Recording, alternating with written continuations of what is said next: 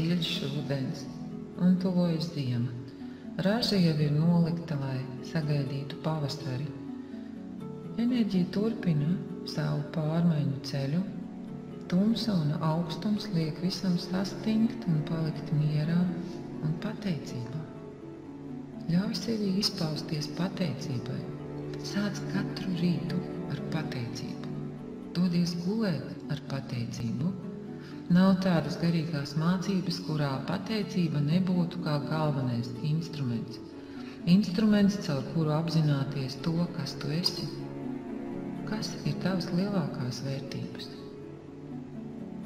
Pateicība par mīlestību, kas tev ir visapkārt. Ļauj sev to izjust ar visu ķermeni, ar katru šūnu. Pateicība tevi aizved bezgalīgā saņemšanas stāvoklī. Pateicība par dzīvību veido tevi dziedinošas vibrācijas. Tev kā dvēselē. Tā ir vislielākā dāvana. Šajā pateicībā dziedinās ne tikai tavs ķermenis, dziedinās visa tava dzīve.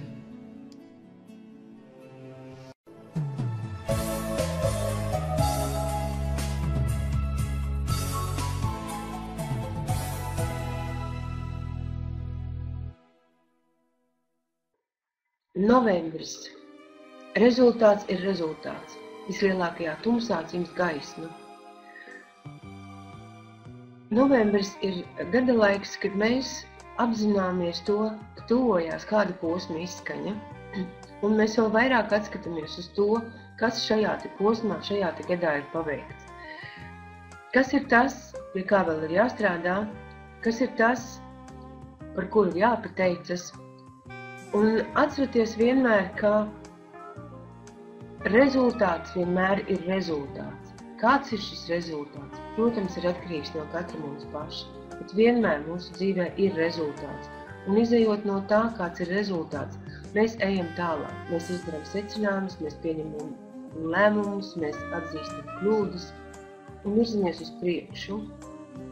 Un šajā mēnesī, kad daba kļūst ar vien lēnāka, kad daba kļūst ar vien piezemētāka, kad visapkārt ir šis tumšais laiks, dzīves elpā ienāca kaut kas ļoti gaišs.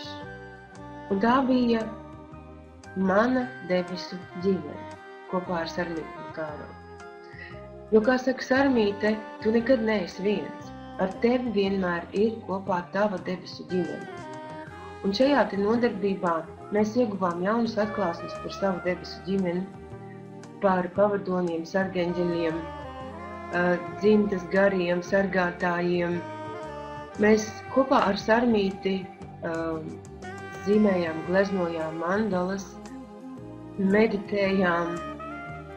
Mēs kopā centāmies šo gadu tumšāko laiku izgaismot gaišāku un padarīt skaistāku krāsās. Un es ļoti ceru, ka tie, kas bija kopā ar Sarmīti Makārovu novembrī, mums tas arī izdevās. Novembrī aizsākās ļoti interesants nodarbību cikls, kuru turpinājums jau ir iestiepies jaunajā gadā.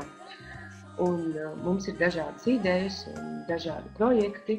Tas ir Mairas Gultmanes kurs Džinsin Džinsu fiziofilozofija. Kas tad ir Džinsin Džinsu? Džinsin Džinsu ir sena māksla, kas ļauj katram pašam atrast ceļu uz savu esības harmoniju.